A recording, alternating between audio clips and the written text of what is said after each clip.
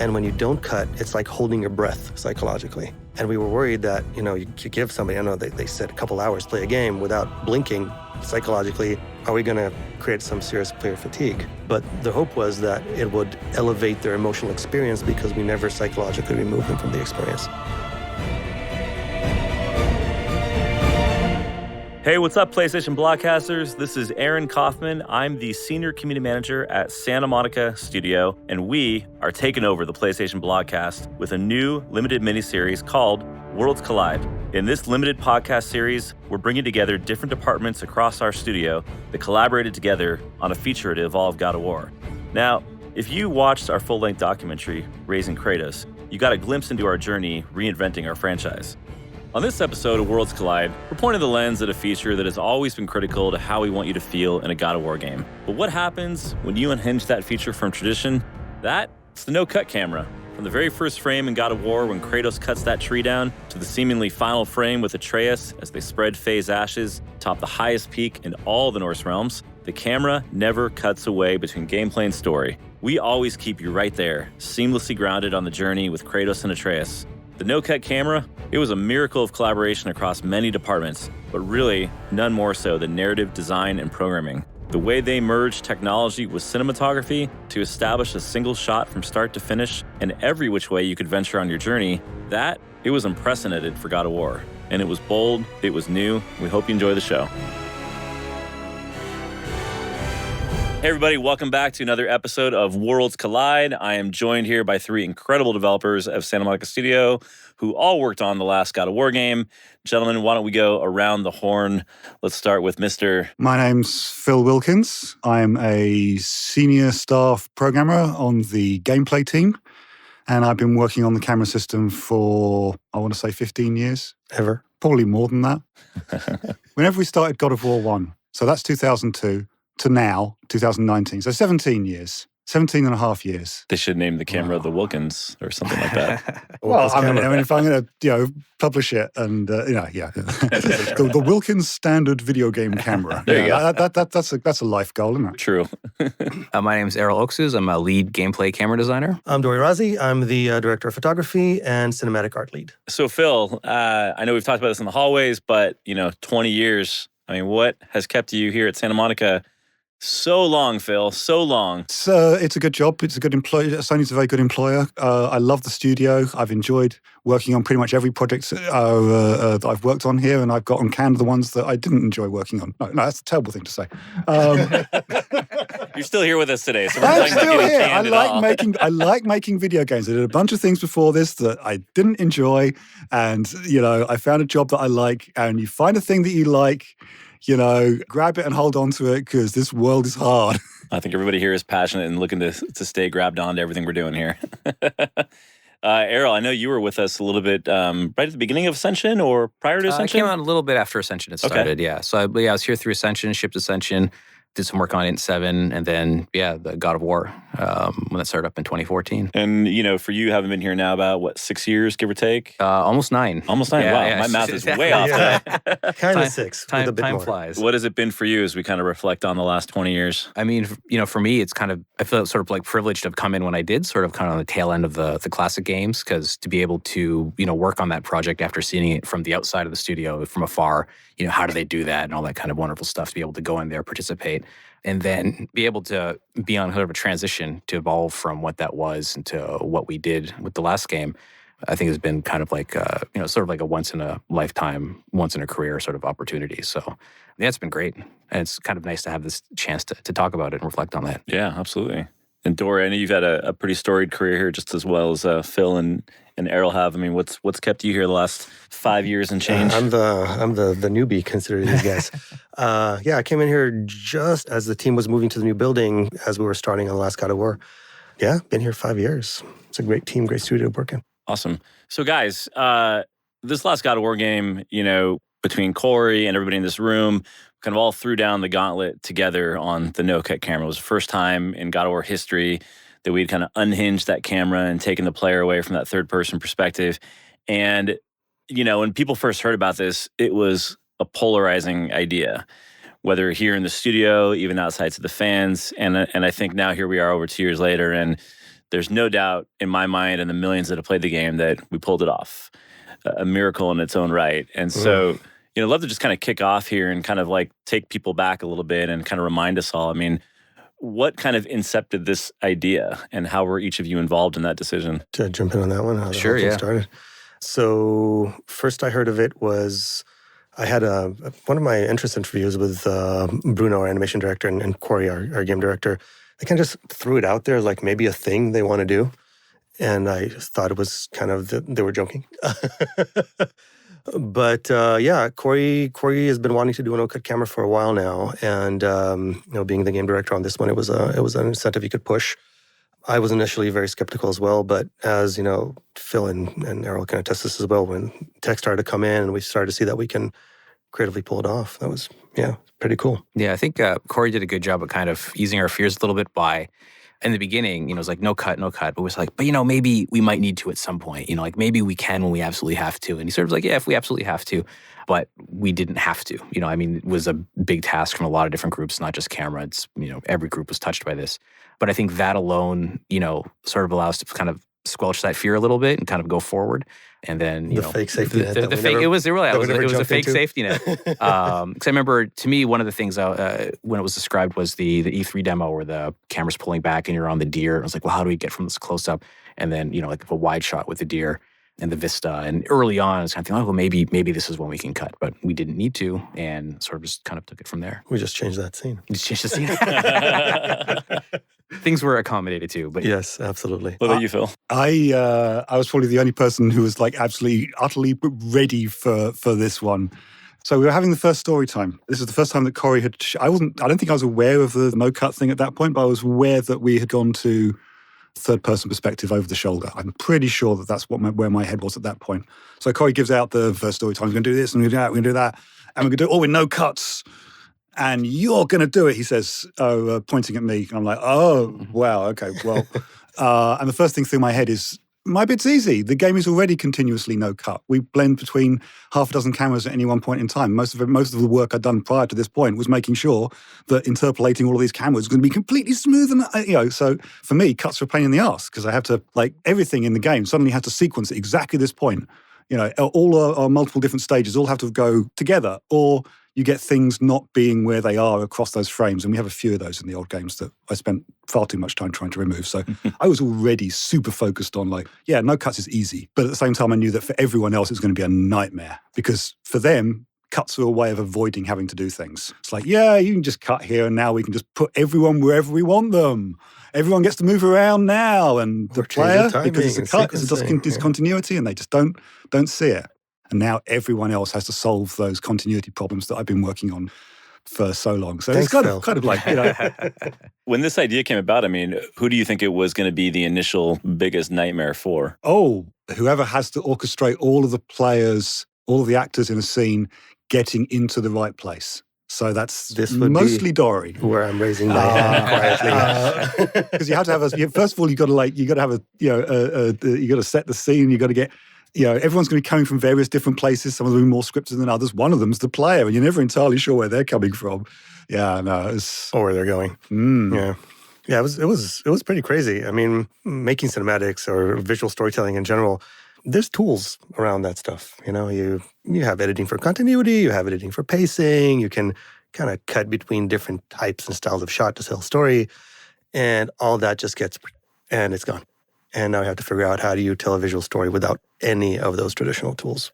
It was an interesting task. So what was the moment like when you guys found this out? Was it for you, Phil, was during story time? Errol, Dori, where did you first hear Corey talk about this idea? I can't remember if it was, I remember there was a point when Int 8 God of War was in its incubation, so it was Corey and a small team upstairs, and the rest of us were on Int 7.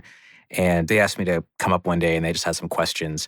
And I can't remember if it might have been in one of those that they were asking about either keeping the camera really close, which turned out to be another one of sort of Corey's directives, an overall close camera, or no cuts. And it might have been in there. And as far as technically from the camera to not cut, pure gameplay wise, is we just don't put a blend time of 0. It'll go from one to the other. It's just making sure everything's aligned and all the other hard work that's going to really make it pay off. So from that respect, it was it's technically possible. But I think maybe because at that time that project was still maybe a couple years off, it didn't frighten me that much. We had on Int 7, there was a certain point where NoCut Camera had been brought up. It wasn't as like a project directive, but it's something like, oh, nice to try. And those of us in the camera design team kind of fought to be able to keep our cuts because we utilized it for a lot of things. And the manner that we were making that game was less directed to facilitate a no-cut camera, which is one thing is like keeping the camera really close to the player character comparatively to where we're at with the old games. Having to have a no-cut camera when the camera is 15 meters back is quite a bit different when it's 2 meters forward. Mm-hmm. So I think some of those fundamental things for God of War made that a little less scary, but I don't think it really hit me at that time either. Yeah, there's also the combat implication, right? The whole idea of the over-the-shoulder camera kind of on face value sounds pretty benign, but when you look at implication for navigation and for combat and for things that from the old God of War camera you're used to be able to see behind you just because of the camera perspective, and now suddenly you have this 180 degree of blind spot. And how do you account for that in combat? And how do you blend from combat to cinematic or from combat to navigation or vice versa? And that was a whole different ball of wax that I don't think we even realized until we started training those grounds. Yeah. I think I remember early on, Corey had come by and they looked at some sort of like examples of like, this is how close the camera can be with the new character model or an early version of the new character model, et cetera. And it was really close. Like it was from his waist to the top of his head, and that was engulfing the whole screen. And he was like, "Oh yeah, check this in." And then you hear on the floor, and that sparked, I think like maybe a year or so of sort of active deflection from combat because they're like, sort of what the hell is this? You can't see anything.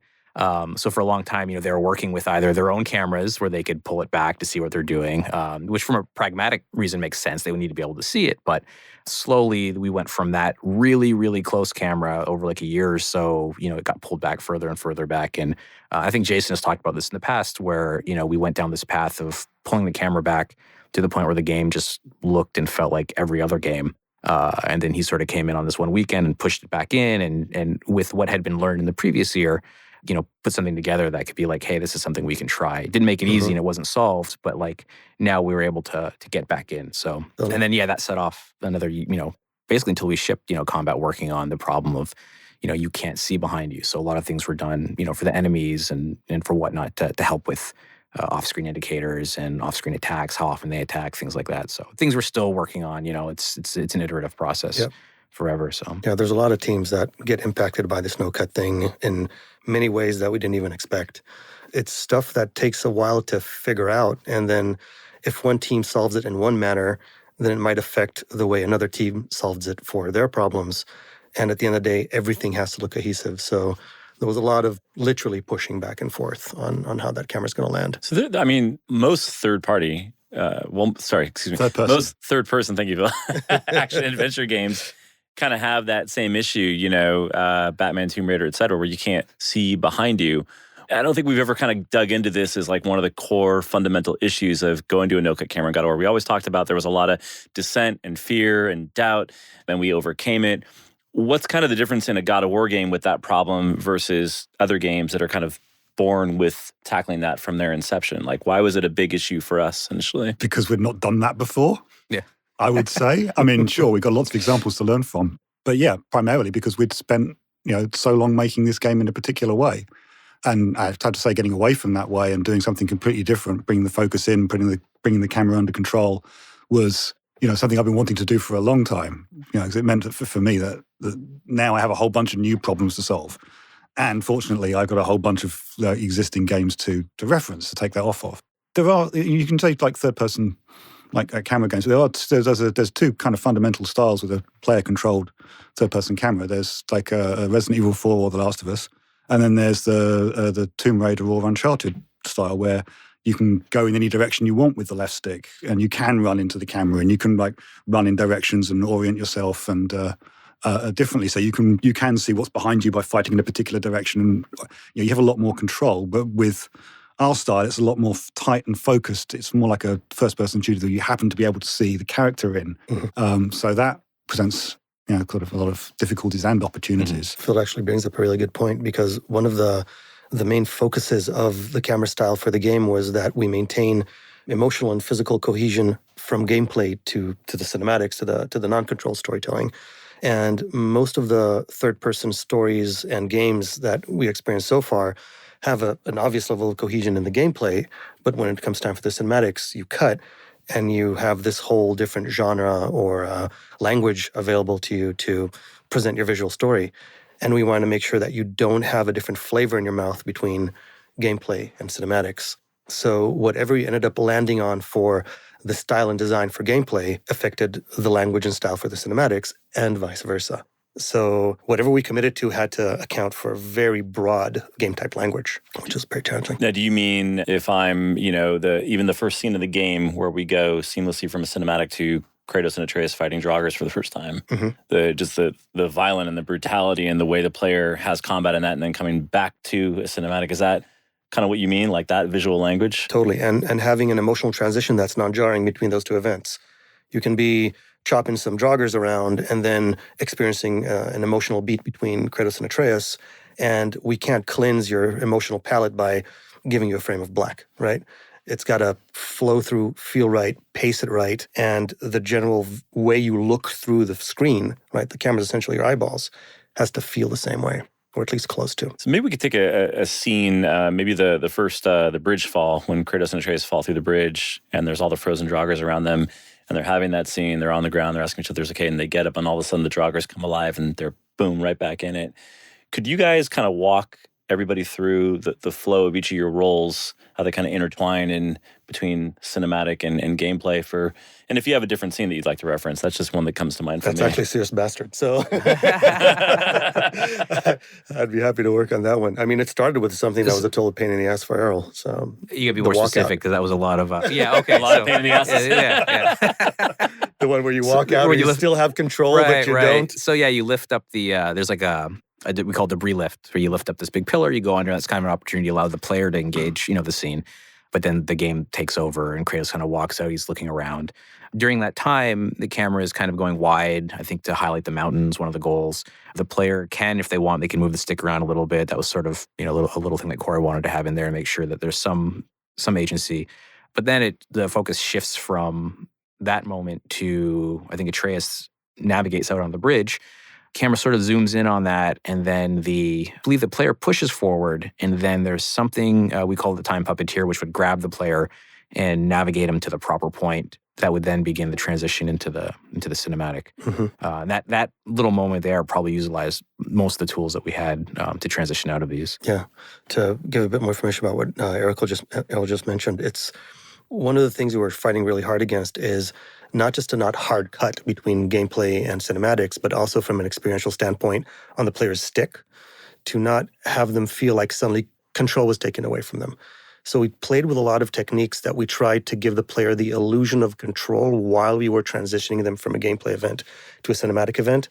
And that was one of the techniques we tried on that scene. Yeah, I don't know if anyone actually touched the stick, or, you kind of just, once you see the character navigating away on its own, you sort of just put it down and wait for the next transition to happen. Right. That opportunity is there for them to do it. So that's sort of like I think like player agency, and we're trying to be cognizant of how often we gank it away. So if we do something off of an interact, to me, that's a little less distracting than when you just kind of grab them out of nowhere. So sometimes we have to do that, but if we can avoid it, we try. And then at that point, it was designing a relatively high action scene that culminates in a big, explosion action point. They hit the ground, debris falls all over them, so on and so forth.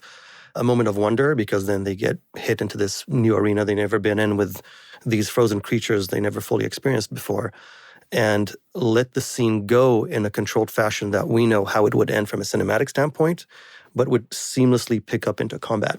That was also a pretty tricky exit, because combat had to start and flow in a way that felt natural from that moment of wonder into a moment of, oh crap, where they're on top of us. How do you guys, whether it's through programming design or direction, account for where the player is going to end up when you're going back into cinematic? And the camera has to whip in some sense or roller coaster to some area. Like, the player can end up in a lot of different places.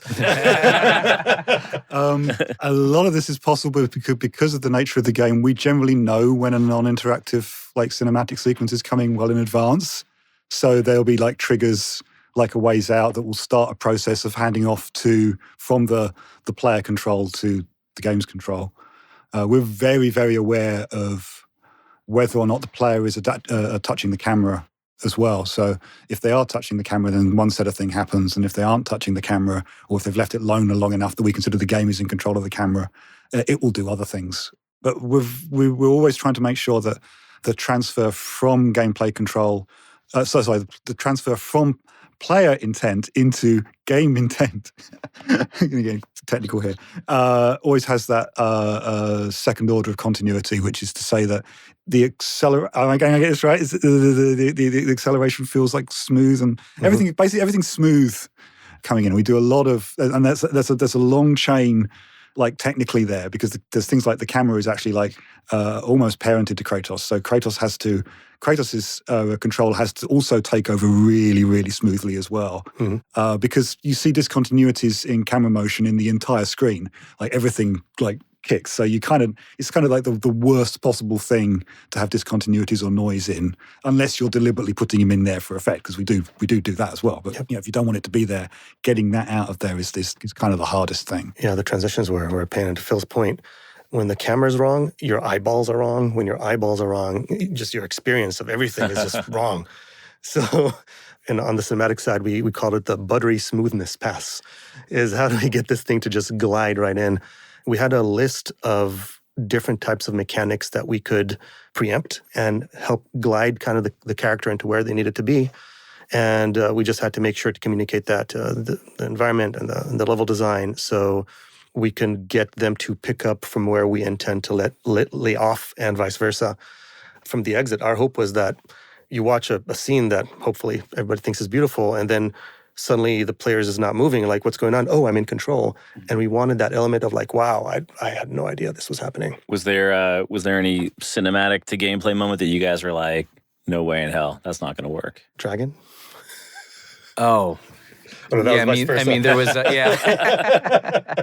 there were some sequences that, I went through different pipelines. We had a cinematic pipeline, we had a gameplay pipeline, and some of them proved to be more challenging than others, just because, we, weren't sure what we were, making for most, good part of the project. Like boss fights were one where, the boss fight itself is evolving up to the end of the project. So there's these planned moments, but sometimes you kind of work with a lot of unknowns. So I think the dragon fight, the transitions in some of those had a lot more variables than we'd have in a cinematic transition. I think a lot of the cine transitions, Dori would work with level design. They talk about where it's going in, where it's going to happen. They can ensure there's lots of funnels. With some of the boss transitions, it can kind of happen anywhere in arena. So I think the dragon one was particularly challenging, because it was initially designed where you would be up against the dragon and you would attack the dragon and you could blend in from there. But you could also trigger this from being, 10 meters back and throwing your axe and hitting that health threshold. So there are some things we had to do where the, kind of camera has to lift up, focus on the dragon, Kratos under the hood is moved, then we can blend into the scene. Those were all learning experiences because we didn't know what kind of things we were going to get ourselves into. Now we have, and we're trying to keep that in mind going forward. Definitely a lot of good growing pains. Yeah, yeah. Yeah, I mean, one of the annoying challenges that we have to run into a lot, which is it's kind of fun when we solve it well, is coming out of combat into a cinematic. Because like Erol was saying, if it's a boss fight, it could be anywhere. If it's fighting a group of whatever, it can be anywhere. And most of the cinematics happen in a defined position just to maintain background. So getting you to where you need to be, where you might actually be on the other side of the arena without noticing we put you 30 feet to the left, could be challenging. Mm-hmm. Yeah. It's like a subconscious movement that you don't realize we're doing. It's like it's a magic trick, really. It's sleight of hand, essentially. Yeah. So like there's one in particular that's my favorite that Dori and them worked on. First Human Kill. First Human Kill. Yeah. So it's you come into this room and, you fight these humans, and after cinematic, they transform. Actually, no, it's before that. When you fight them as humans, when you kill the last guy, Kratos kind of gets jumped by somebody in the camera, and then they tussle around. I'll let Dori go into the details, but to me, that was something that could happen anywhere in that room, even though they sort of hedged their bets and also placed the last enemy strategically. So you'd be in sort of the best position to initiate the sequence. But what they did when that sequence happened, we were able to sort of test and debug, and you can be any four corners of this large room, and you would get put into a very particular place, and you couldn't tell. It was, to me, the best transition in the game. I don't know if you want to go into that. Yeah, absolutely. I agree. I think it was one of our better successes, and we learned a lot from that one. What we essentially did is find a good way for Kratos to initiate a very jarring move that creates a lot of movement in the background but keeps him relatively centered on frame, and utilize essentially a lot of motion blur in the background to jump that motion blur into another frame of motion blur that could be on the other side of the arena. So it's completely not noticeable.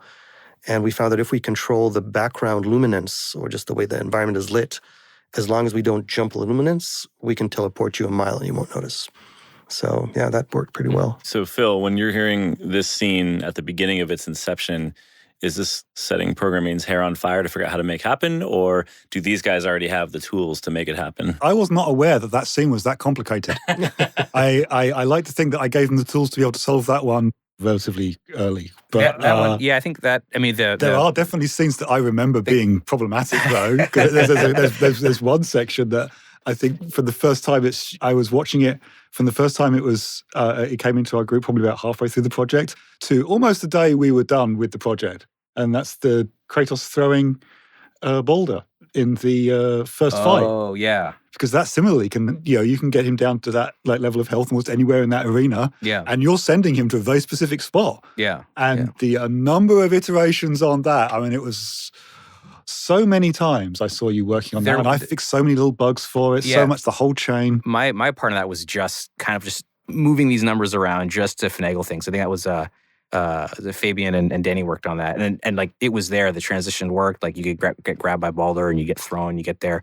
But during some of those cuts, the mechanism that we were using to move the player across the level could be kind of finicky when you're jumping through various moves under the hood. There's a lot of time at the end spent just kind of like getting numbers just right, and asking Fabian, hey, can you move this joint just a little bit here just to get it all lined up. I mean, it was worth it in the end, but yeah, there's lessons from that we've taken to like let's maybe keep things as like one move rather than cutting it up, just so we can mitigate how many problems we could have. But that one and the first human kill transition was one where the gameplay team did a lot of work to actually be able to move the player from that spot where it could happen anywhere into a very, very particular spot at a certain point in the cinematic or the sync move. So it's just an example of like the camera portion of it. We're setting how quickly the camera blends, looking at sort of, where joints might be because we're most familiar with them. But a lot of the work falls on authoring on the animation side, engineering on the gameplay side, and then in the combat side as well, like making sure that transition to narrative, works as seamlessly as it did. Yeah, Daryl's point, we actually stole some of the tech from combat for that scenario. Mm-hmm. Tech they used to get the characters in sync for a synchronized movement in combat. So when you say joints, you're talking about legs, limbs, arms, knees, elbows, fingers, yes. where they are on screen. For us, mostly it's one very particular joint. The fibia, the knee. We have there's like a logical joint called the zero joint or the camera joint. We have two of those. Those are ones that we're mostly concerned about because a lot of the animated cameras will get baked out relative to that. The rest of the joints we leave to the animators to. We don't touch anything. To hurt ourselves. Yes. We're, going back to, again, because I don't think we really dug into this in our marketing campaign or even after in Raising Kratos per se, but again, Corey expressed a lot of, there was doubt, right? This seemed like a miracle. Didn't think we could pull this off, but, you guys all came together. And what I'm hearing is a lot of it came down to that core issue of couldn't see behind the player can't see behind them, that kind of that 180 perspective. And maybe that's not the only core issue, but like for you guys, what were some of the core issues that, that you guys had to get over? And when was that point when everybody was like, it's working? This is it. We've got it. I think when we released. That is a very good point.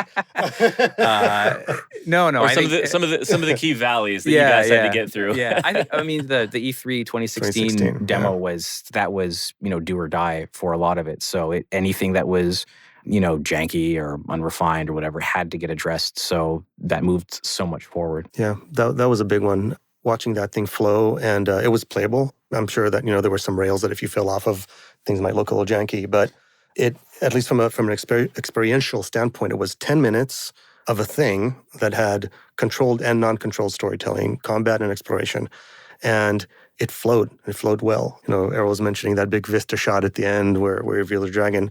By that point, you're like, we can probably pull this off. I think watching the reaction videos that came out of that were kind of like crack cocaine to us for the next couple of years because, I mean, to this day, to this day, even we're feeling down, I'll load one of those up because it was, we were doing a lot of stuff and we just didn't know how it was going to get received. Yeah. But I mean, even so, the E3 2016 was based on, I think you guys have shown earlier demos based on that kind of similar story. Kratos and the sun go out.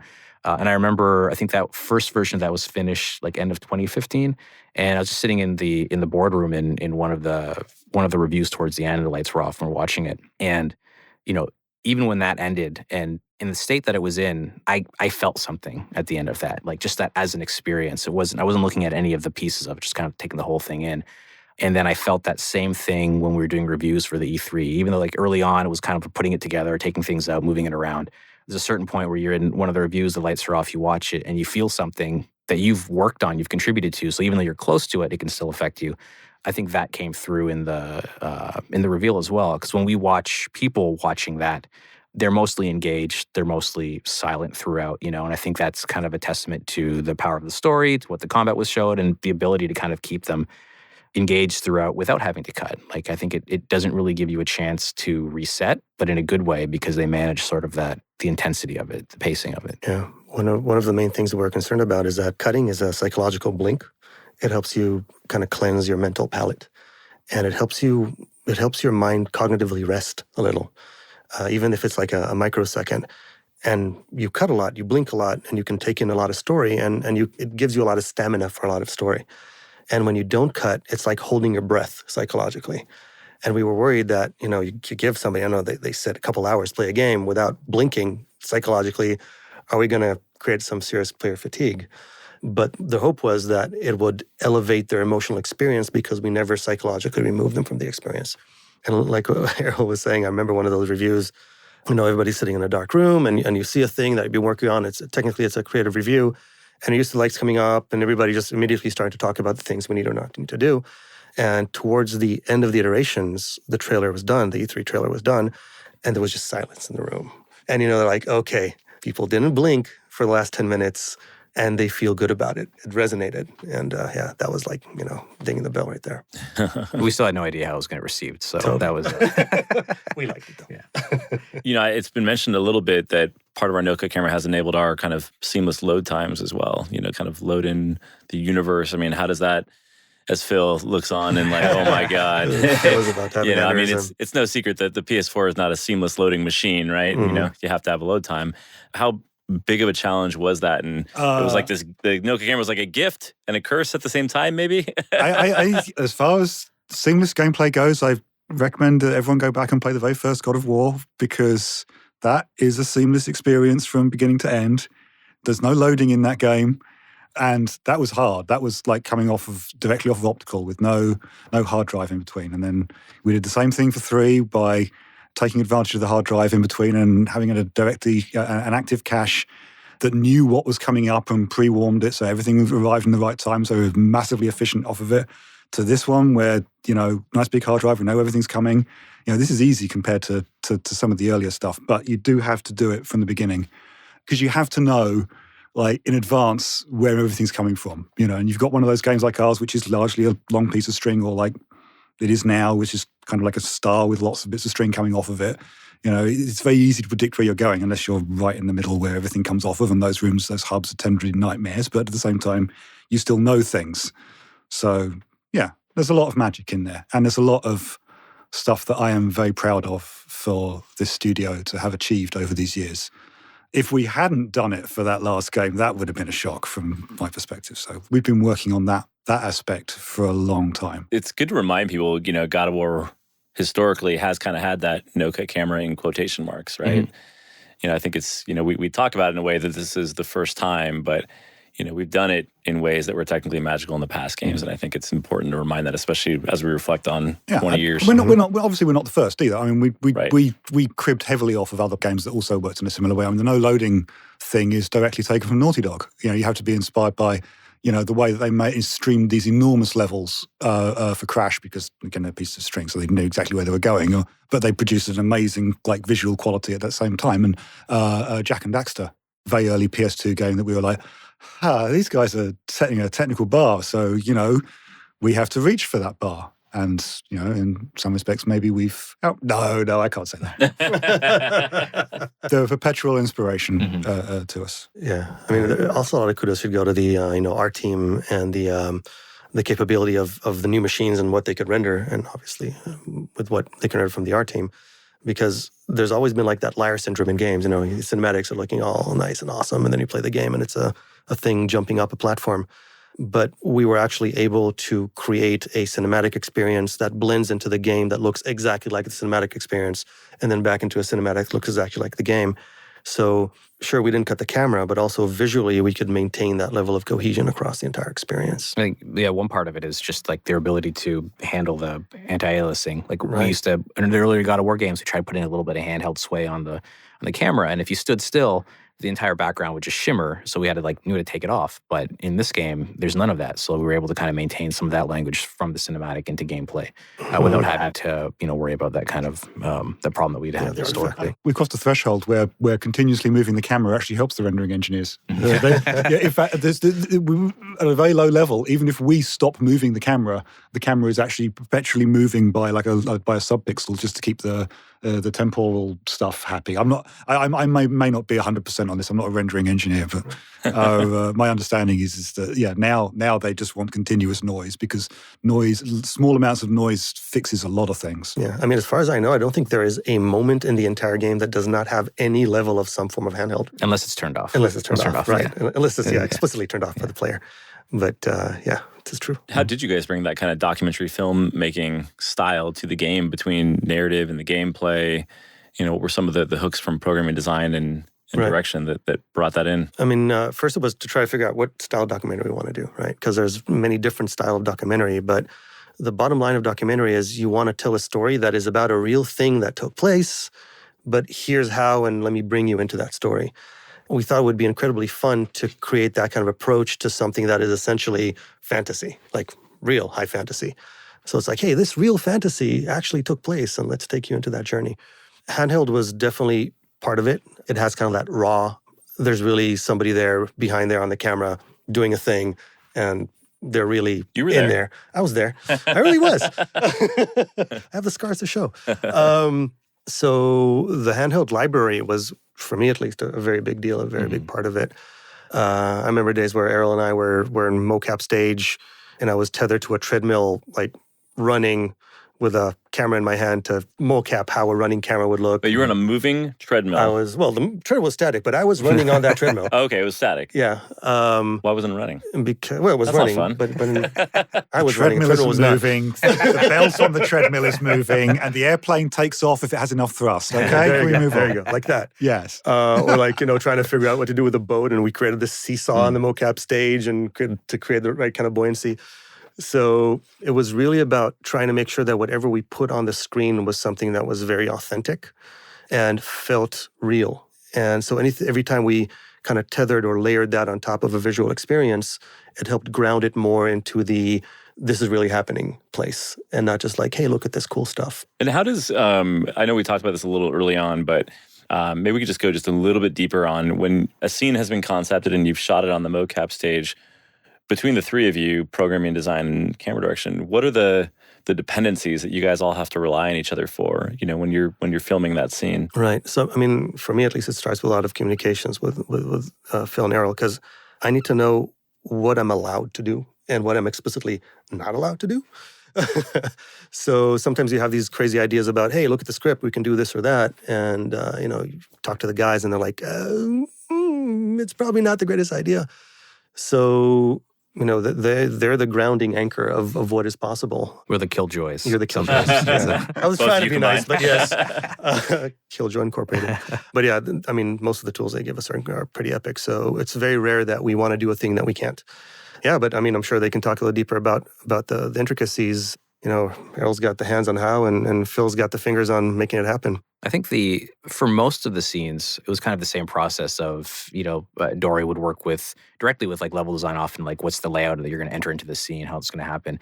That all helps us early on because we know, okay, we're coming from X gameplay camera, we're going to blend into the cinematic. So we'd set up sort of this kind of interstitial camera to handle that blend. Renee Nones, our other camera designer, did a lot of those and handled them quite well. And then kind of the vice versa, coming out of the scene, making sure that the characters are lined up, where they need to be, that, these invisible joints are where they need to be so the blend is smooth. And that we're also blending back into something that communicates to the player that they do have control. I think there's little tangents. There's times where we kind of like let the camera just settle, but there's other times where they need to know they have control back. So often we come out of cinematic into combat, you'll kind of feel the camera pull back a little bit in a very traditional communicative way of like, oh, something's going to begin.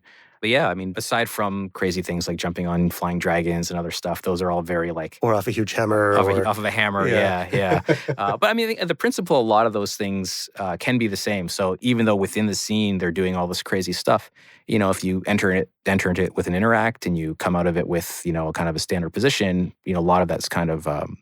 pretty simple for us on our end, and Phil's got no issues. It's very strange for me because I don't tend to deal too much in like the day-to-day of like setting these individual scenes up or evaluating this particular area or whatever. For me, the whole process starts with so what tools we're going to need for this project? What's our area? What are we going to push forwards on this one? And I'll make little advances of they're going to come up with some plans or whatever, and I'll give them some things to solve maybe some broad problems that are obviously going to come up. I mean, it's kind of hard to speak to specifics on that one because where my head is right now, because I can't tell you what we're working on right now, obviously. But generally, we have this broad suite of problems, and I start solving them, and as they need them, I try and prioritize individual tools that get for that one. So I'm very reliant on Erol asking for a thing to solve a problem that he is aware of now. And in many ways, many times that's just like a reprioritizing, like a thing that I already knew we were going to work on. And so for me, it's a lot of like getting things done in the right and most efficient manner. And then at the end of it, I get to see, okay, so we did this thing. And for some reason, this is all perfect apart from this. It does this thing here and we don't understand why. And now I have to go in with a whole bunch of tools that I've written for myself to understand and analyze and see what's going on and why this thing isn't working, and then trace down whose fault it is, and then go and berate some poor junior programmer who has missed out the fact that this thing that they thought they could... He just puts the dunce hat on them, yeah. I try not to these days. Yeah. Dinner's ready. It's the microwave. I think, again, we kind of look back on the project and think about our fears and doubts, but I'd love to ask each of you if you can think in the moment, like, what is, for each of you, one of the most memorable problems that you overcame in kind of the development of this NoCut camera? It could even just be a reaction to a fear that you had in the moment you overcame that, like maybe something you're most proud of, maybe for each of you and within your departments. Well, I'll go, I guess, while Phil's thinking. I mean, there were a lot. I guess one that sticks out to me was some of the Dragon Arena transitions, because those were aspects that I had sort of taken for granted, thinking, oh, we solved it this way earlier with these scenes, we can utilize this. And it turned out that we couldn't. So that involved, combat designer Mark and some Phil and Tom in programming, like come together really quick in a short amount of time to, find a solution for that worked. Because that was one in particular where like when that initial solution that I thought was going to work didn't work, was probably like my biggest points of fear in the project was like, oh crap, how are we going to do this? Running out of time. But everyone came together and we found the solution. Some of it by just kind of talking to the right people. I think there was a change that was made for that scene we were talking about earlier, that first human kill scene. Mm-hmm. And when I got wind of that helped solve this particular problem. And that was just wonderful. Just seeing everyone come together really meant a lot. So yeah, I mean, for me, it's kind of like, it's an annoying answer, but it's just the fact that we managed to tell a story without cutting the camera. We really didn't know if we could do it. I mean, anybody can shoot a NoCut camera. You pull out your smartphone and you point your camera and you walk around all day. You're going to create a NoCut camera. But can you create an evocative story that gives viewers that today are very knowledgeable about being told a visual story and are very critical about it, a story that they can engage in and get emotionally evoked by without using tools that they're traditionally used to. So we didn't know if that would be successful until, the game shipped and we got like our first month's reviews. So that was on our end probably the biggest challenge. I think the defining section of the game for me is the intro, because it's the bit that we probably we put so much effort into that. There's so many like one-off mechanics in there that you barely use later on, or was not really shown, but more importantly, it was just the emotional resonance it had with me while I was working on it because I solved so many. Because the very intro with Kratos and the axe, that's a very particular form of camera, and it had a few issues, and so that would be like the go-to one for fixing like these types of sequences for me, because it was like really early on and very simple, and also I absolutely love the fact that having come off of these other games where we have this enormous explosive intro, enormous monsters, the biggest thing you've ever seen. And for Kratos in this game, his first boss is a tree, and he chops down the tree. He got very angry at it, come on. But it's that whole sequence. I mean, he then carries the log on his shoulder, which was difficult. He was being guided along a spline, so that's a very careful piece of tech. The enormous tree right next to the camera, basically any error in its motion was amplified because it's so huge. So we had to get that thing attached to him just working correctly.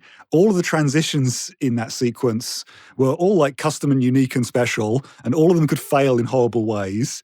It has the first piece of really difficult collision as well, so because the camera's off on his right-hand shoulder and he gets really close to this tree on the right-hand side and playing the collision to make that all work. That was really intense for me. And then it comes into that bit where he's lighting the pyre. And for me, I lost a lot of family members over the last few years. And that was emotionally difficult.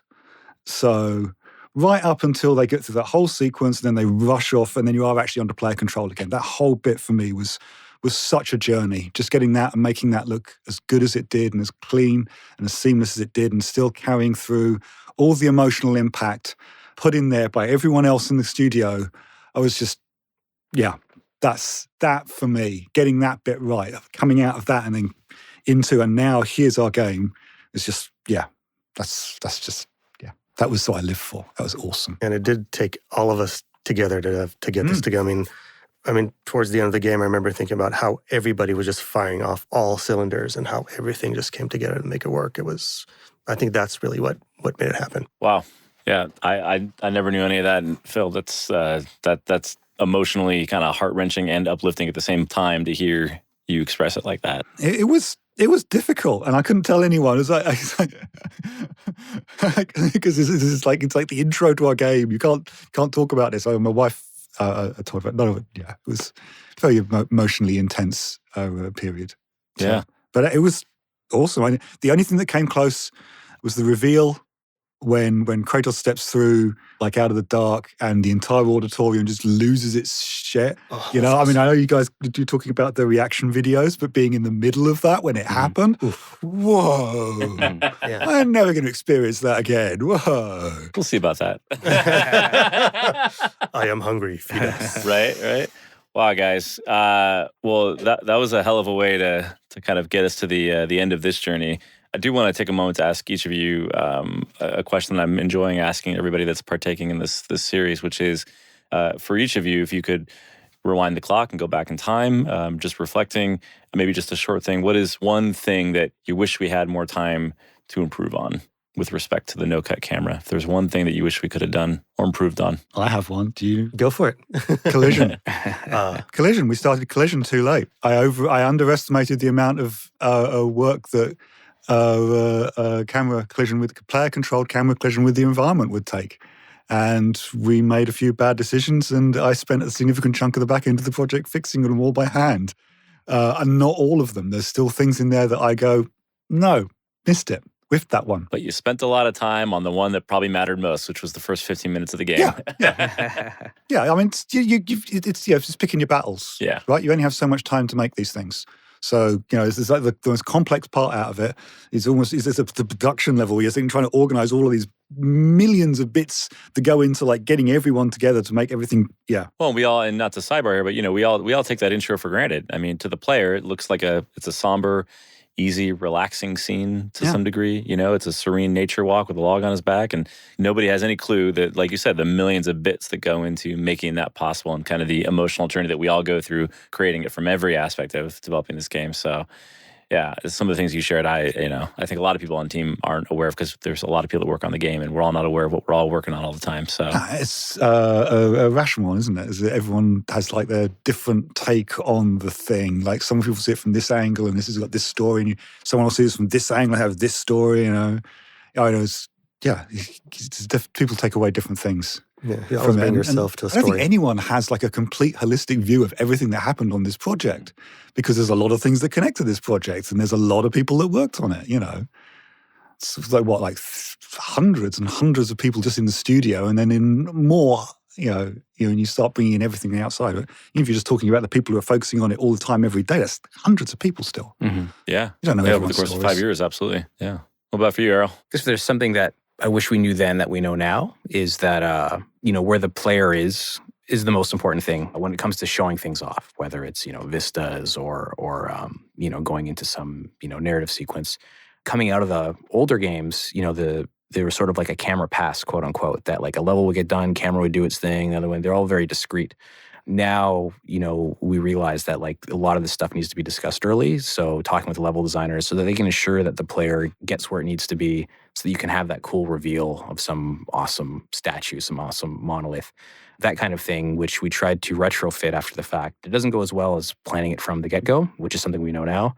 But that's something that I feel, there's lots of awesome spaces in the game. In the exploration areas, there's so many cool statues that are just, scream God of War, that, going forward, we want to make sure that the lead up into that can facilitate both, level, art, and camera, so it can, deliver it in the experience that we want to deliver it in. Yeah, everything in God of War, obviously, it's the theme of larger than life, right? Mm. I don't think anybody knew that the stonemason was going to come alive at the end of the game there, and the way you guys make it feel like the Empire State Building is hovering over you with the camera. That's one of the things I've always loved about God of War games is, you kind of pull that trick, like something is always larger than you expect it to be. Yeah. You never know what's around the corner. And I think it's learning how to deliver that from not the old-fashioned way, which is just pull the camera back and it flies back and you see it. You can still get that sense of feeling from a camera that is close. One of the moments in one of the final cities where Kratos and Atreus are together and the snake comes in and bites the stonemason. Face, yeah. Like, you couldn't be closer to Kratos and Atreus and still feel that sense of scale. And we didn't have to pull the camera back, to show that. So I think being able to bring that aspect through, other parts into the future, I think will go a long way. But that was something that took a long time, I think, to learn. Totally, yeah.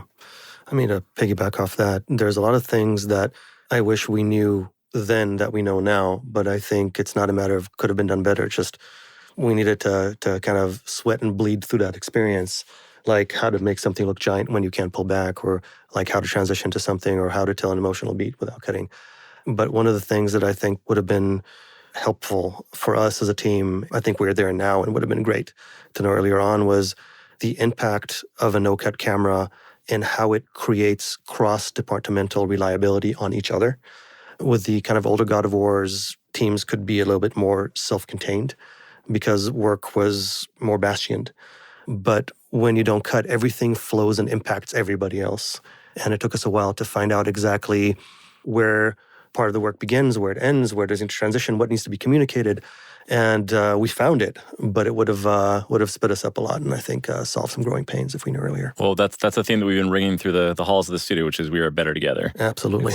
We say it's all of our individual stories, but it's our journey together, our journey, your story. I sound like a marketing slogan for the studio now, but hey, it's part of what I do.